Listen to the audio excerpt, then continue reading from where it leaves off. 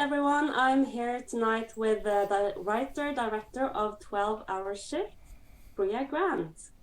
Welcome to Hi. Ramaskrik. Thank you for having me. It's great to have you here, sort of in person. Uh, Actually, I'm not sure if you know this, but you have been on our big screen at least twice. In No, what for? yeah, Baytown Outlaws and also All the Creatures Were Stirring. Oh wow, cool, cool. Yeah. So some of you might have seen her on the big screen at the festival before, and also, of course, you've played in tons of films and TV series as well. Yeah, So now yeah. you have written and directed this film. Um, we've both screenings have already been, but in case some of the audience hasn't seen the film at the festival, I think we should give a short synopsis and also try to keep this without spoilers.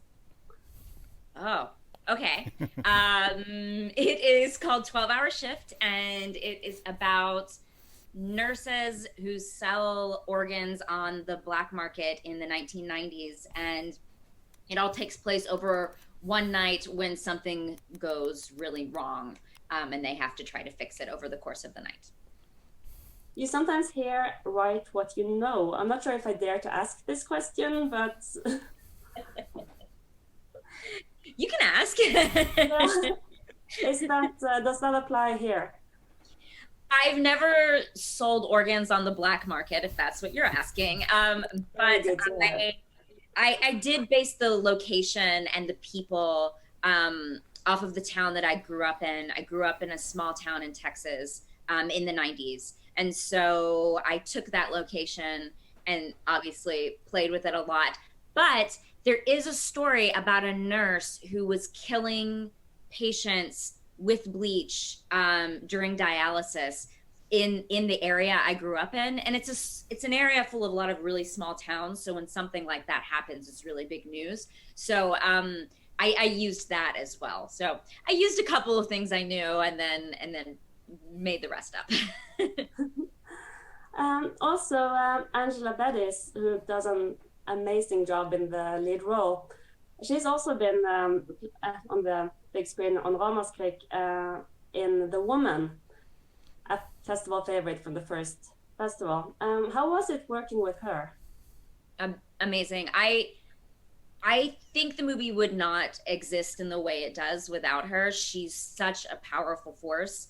And I've been a big fan of hers for a long time. I loved this movie called May that came out early 2000s, I think. And it really changed the way I saw filmmaking. I didn't really know about independent cinema before that. And that movie was just kind of a staple of not only independent cinema but horror independent cinema. And I think that always stuck with me, her as sort of an ambassador to the world of indie for me. And so when we were casting this, I'm an actress and I thought maybe I would play a role, but I really wanted to focus on directing. And I wanted an actor who was just better than me and stronger than me. And I love her work. And we went out to her and she agreed to do it. And I just think she's so grounded and does such an amazing job. Yeah, she does. Another thing I really liked about the film is the soundtrack, which really stands out. And it, how much were you involved in the process and the choices of the music in the film? I mean, very. I mean, what's nice about being a director on an indie is that, like, for better or for worse, you're in everything, very very involved. But what it's a really small movie, and my producer Matt Glass is also my cinematographer, and he also did the music. He also did the special effects. So there's like a lot of things that he ended up doing on the movie. Um, and when we were working on the film during production, we would listen to the same soundtracks to kind of get us in the mood to shoot. And then when we finished cutting and moved on to to creating the score, he kept sending me stuff, and we kind of worked through it back and forth. And what we landed on was to kind of come up with these two opposing musical styles for the two main characters. You have Mandy, who's mostly drums, and she's kind of a bad guy, and I wanted to make sure there wasn't a lot of judgment about her through the music. I wanted it to be less tonal and more just driving, like the story's going to drive and it follows Mandy throughout. And then with Regina, you have this operatic music, which we had a lot of trouble with. For a while, we had like rock music, and then we had like metal. We had like all sorts of stuff for her. And then finally, Matt was like, what if for her, every time you see her, you hear what would be in her head? And what is in her head is like this operatic score, because she thinks everything she's doing is perfect and right. And that's what we ended up going with. And I just think it works so beautifully. And then definitely towards the end of the movie, Matt has a very specific sort of like stylings with his music and the way he does stuff. And I think he was able to really pull that in towards the end of the film. And it just really worked really beautifully. And if you like the score, it's available on Burning Witches Records. You can get it on vinyl. Oh, that's great. You can relive the film. Yeah, on vinyl. That's amazing. Yeah. During this pandemic, I know some creatives, they have seen it as sort of a good thing, that they can get more space for their creativity and peace to work. How has the pandemic affected your work? Well, I don't know those people. They're not me. I mean, it's been fine. It's been disappointing in some ways, because I released this movie here in the States. We played some festivals, but we were supposed to premiere at Tribeca. Obviously, that festival is canceled. I have another movie called Lucky that I wrote, that Natasha Kermani directed, and that was supposed to premiere at South by Southwest, which was canceled.